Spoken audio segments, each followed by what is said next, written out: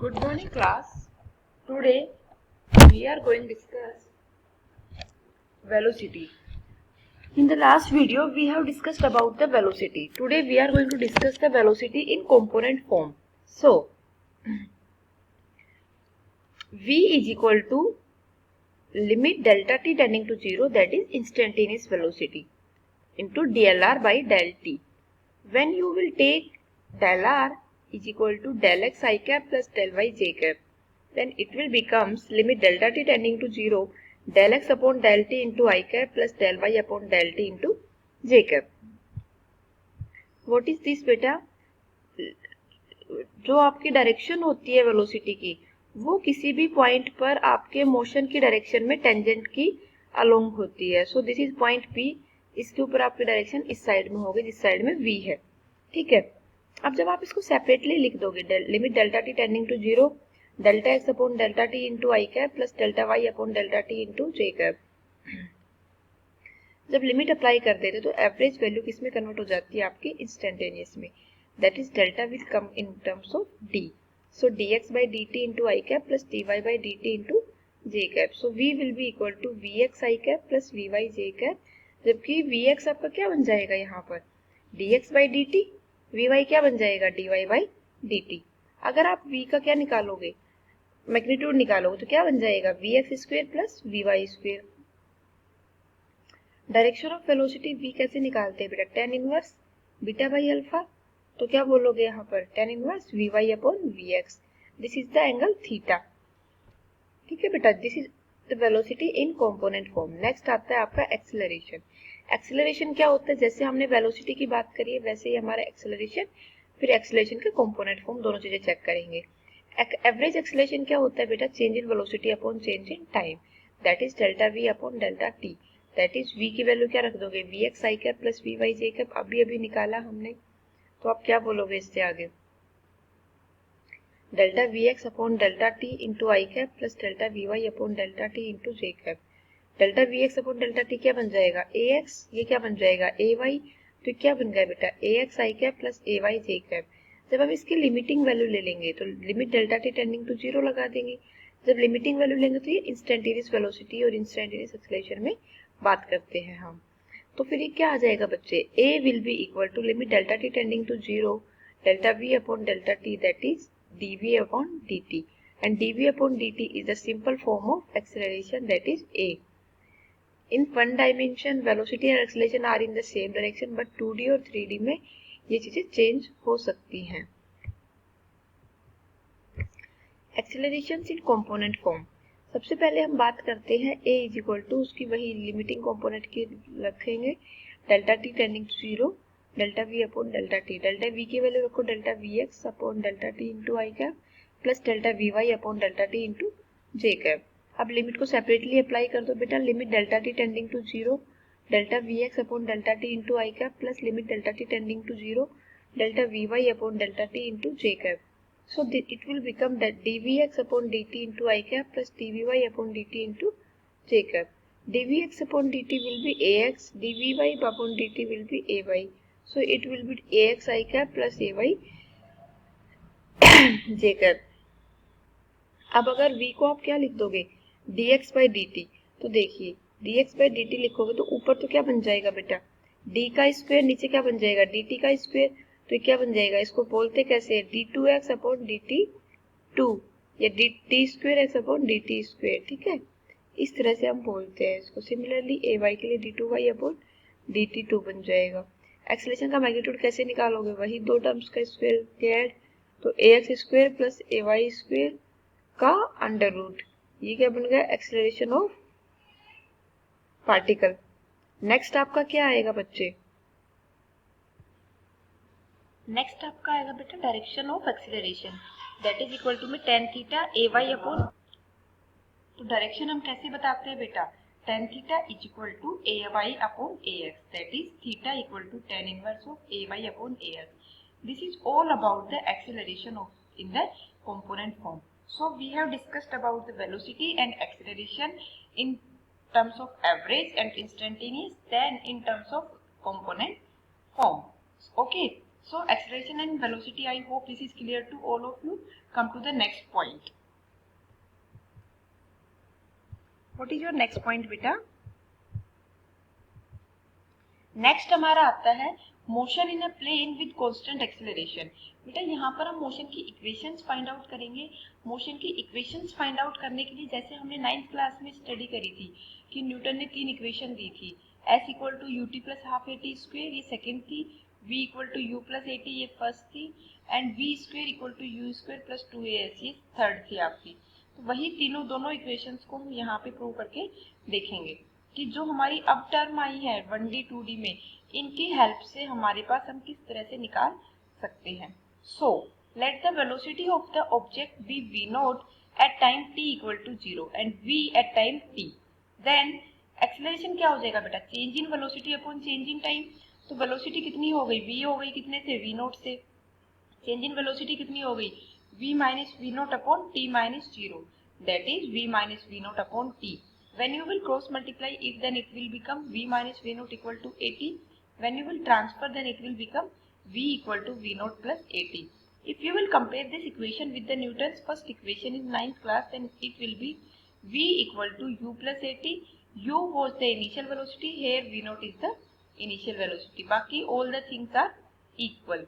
In terms of component, it will become vx is equal to v naught x plus ax into t, because v is a scalar quantity and all the v naught and a are the vector quantity, and vector we know vector has its resolving components. So we will resolve all the components in terms of vector and scalar will be as it is. So v का x component vx, v naught का x component v naught x और a का x component ax। Similarly y component हम लिख देंगे vy is equal to v naught y plus ay into t।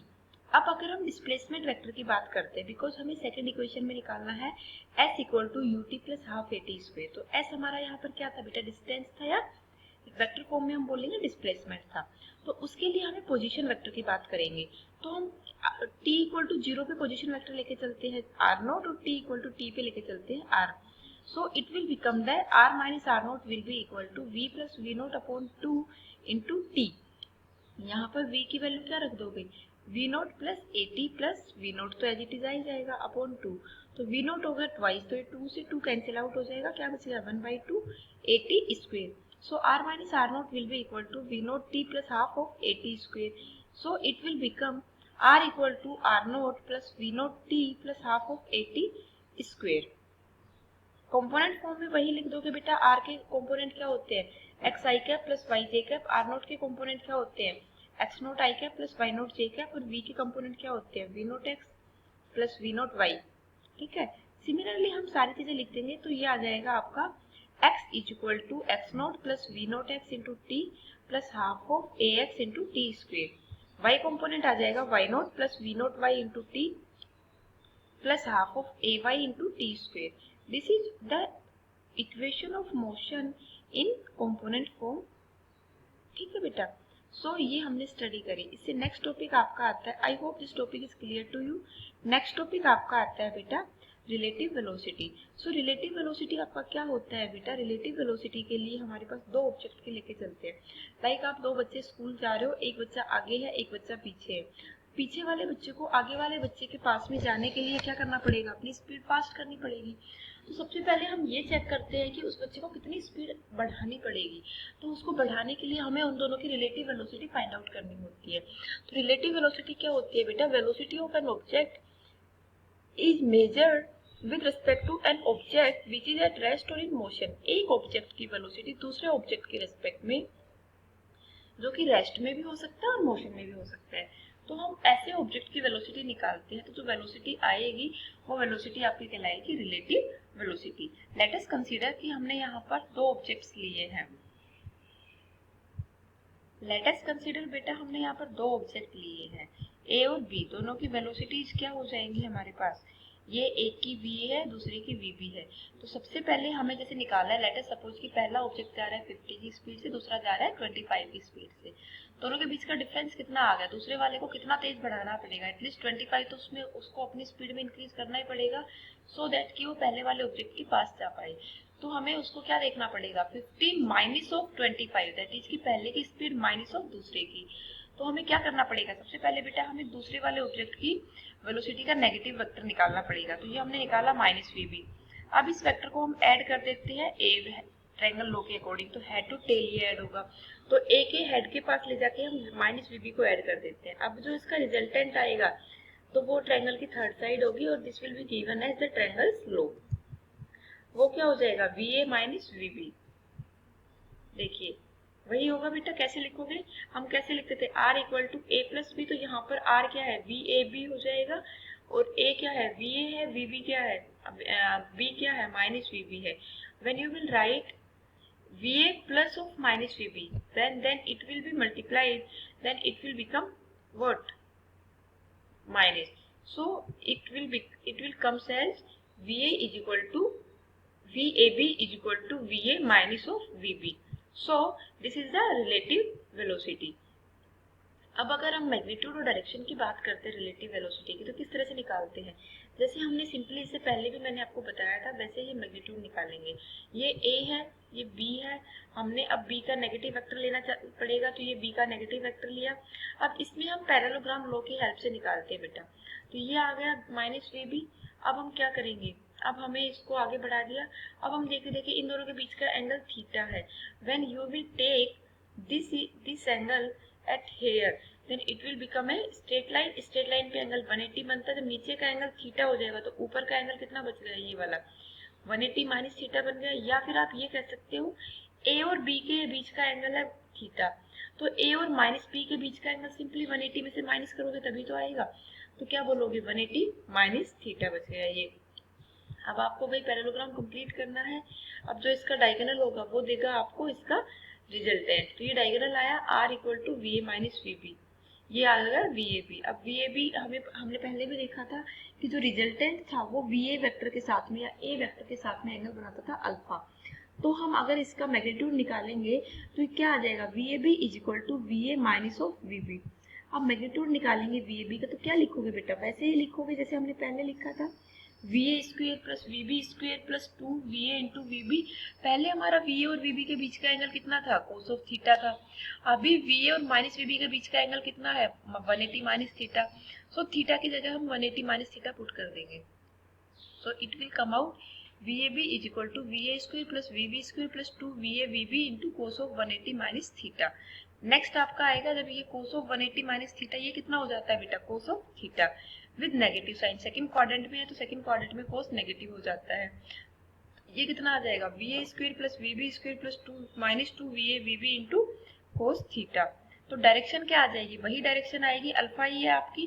तो वही हम पूरा अगर करेंगे तो इसको यहाँ से परपेंडिकुलर ड्रॉ करेंगे, फिर इसके कंपोनेंट देखेंगे, B sine theta B cos theta. तो वही उसी टर्म में हम क्या लिख देंगे, B sine theta upon A minus B cos theta.